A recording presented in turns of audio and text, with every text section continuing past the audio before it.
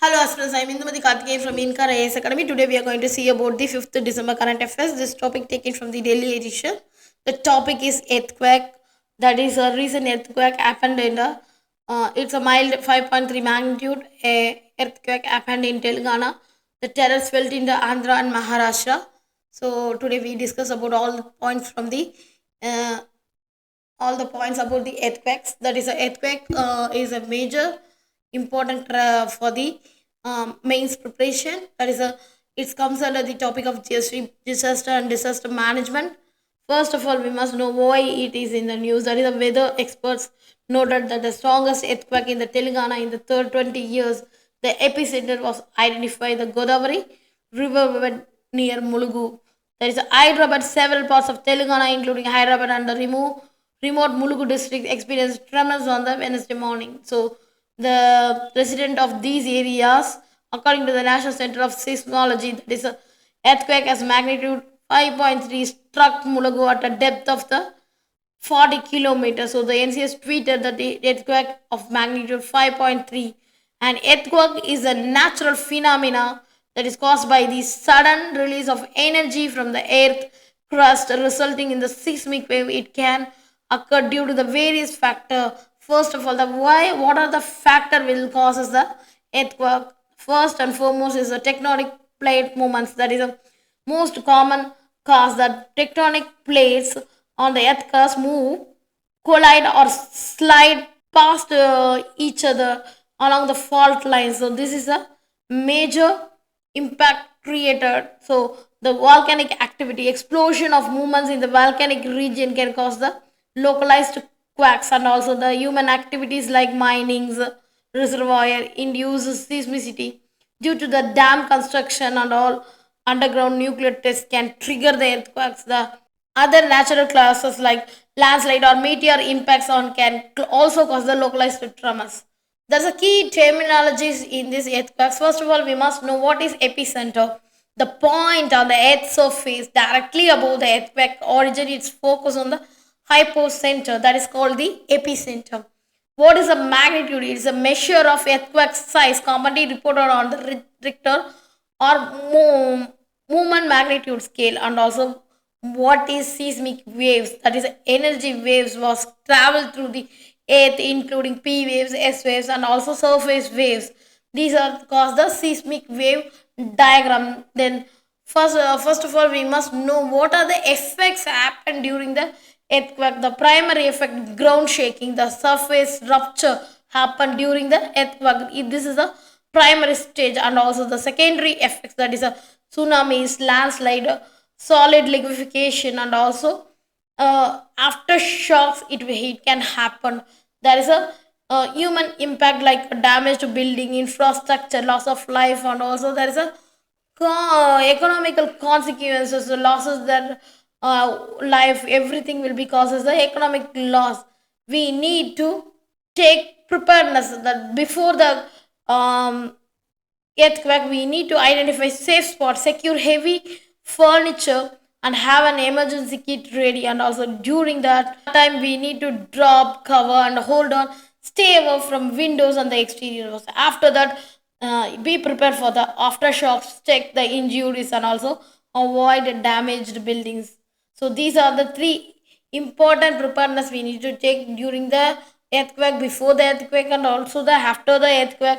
So then only we can be the prepared for the earthquake issues. And also earthquake magnitudes and risks are very crucial to understanding. So we need to understand the magnitude and also what is the relation between the risk. So the risk analysis is very much important. So Richter scale, that is a measure to amplitude of seismic waves, but it's less commonly used nowadays for large scale events. The moment magnitude scale, the most widely used scale today, it measures the total energy released by the earthquake. It provides a more accurate measurement to the large earthquake. First of all, we must know the classification of the magnitude, that is a less than 2.0, that is a micro earthquake which is not felt by people and also not detected by the seismographic diagram. And also there is a 2.0 to 3.9, it's a minor which can be felt, and also it can be not give the what very much damage. And also there is a 4 to 4.9, that is a light one. It is give the noticeable shaking, minor damages is possible through the this light kind of earthquake. That is 5 to 5.9 is also a moderate one.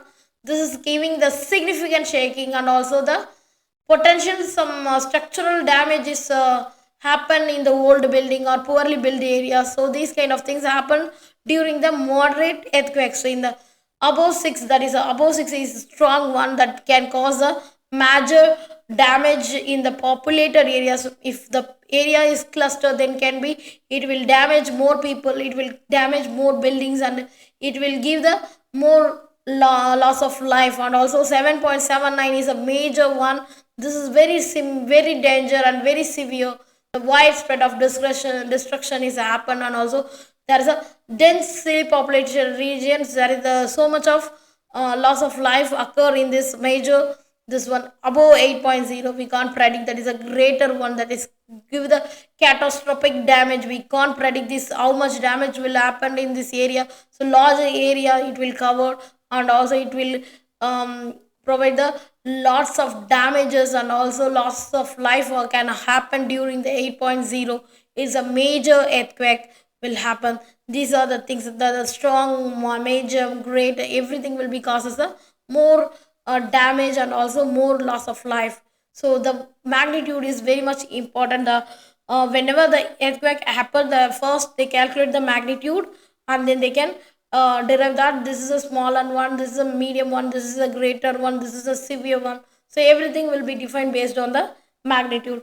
So much of factor can influence the risk, that is a depth, that is a shallow quacks, that is a above 70-kilometer depth are more destructive than deeper ones. And also the higher magnitude release a major energy, that is already we seen, that is a location, the proximity of the populated areas, fault lines, and also the coastal region will give the increased risk because of the tsunamis, because of the major people lives in the area. So there is a major damage can happen. And also there is a building standard, poor construction quality building, definitely they can fall down. The fatalities and also damages is very much higher in this uh, poor construction buildings. And also there is a secondary hazards, the tsunami, landslide, and also the fire exacerbate the these impact also cause and also fuel the life loss. So these are the things very much important to influencing the risk. So we need to take some management against the risk, that is high risk zones. First of all, we must know that tectonic plate boundaries such as Pacific Ring fire, that is Himalaya region, California, San Andreas Fault. So these are the very much higher risk zones. And also there is a vulnerability factor like urban density, infrastructure resilience, and also the energy response capabilities. So we should reduce the risk by some use of building codes, that is enforce some seismic resistant designs. These designs will definitely reduce the building demolition. And also there is a yearly warning system to detect the quacks, to provide the second to minute the warning, then will easily we can evacuate the people, and also we can take care of the people. And also there is a preparedness is very much important for the people, that is education, emergency drills, or community planning. These are the things will definitely reduce the life loss. And also there is a monitoring and research will enhancing the seismographic network for the better prediction and also understanding. So these are the things will definitely reduce the life loss. So we must know the seismic zones in India. There is a seismic zones level 2, that is a low risk area. There is a but still there is a seismic activity, that is a part of Madhya Pradesh, Chhattisgarh, and also part of Deccan Plateau. There is a zone 3, it's a moderate risk region, that is include Kerala, Goa, southern Karnataka, and parts of Rajasthan, Odisha, and Maharashtra. The very high risk region in this India, that is a Jammu and Kashmir, Himachal Pradesh, Uttarakhand, and northern Bihar, Delhi, and also the part of Gujarat. There is a very high risk region, is the earthquake prone region, includes Himalayan belt, that is a Jammu and Kashmir, Himachal Pradesh, Uttarakhand, northeastern states like Assam, Meghalaya, and also Arunachal Pradesh.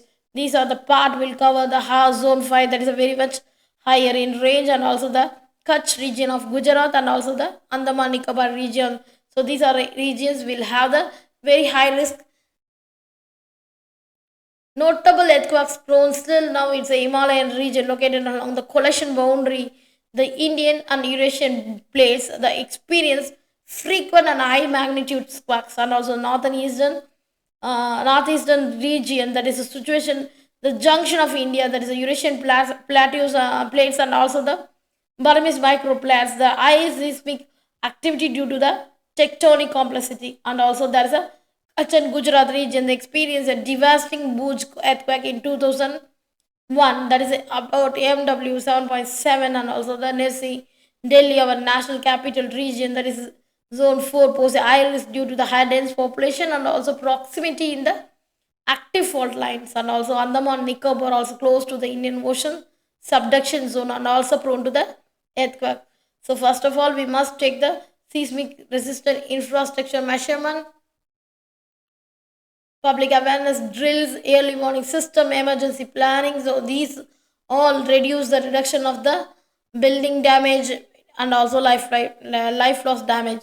So this will definitely identify and this will definitely give the community drills.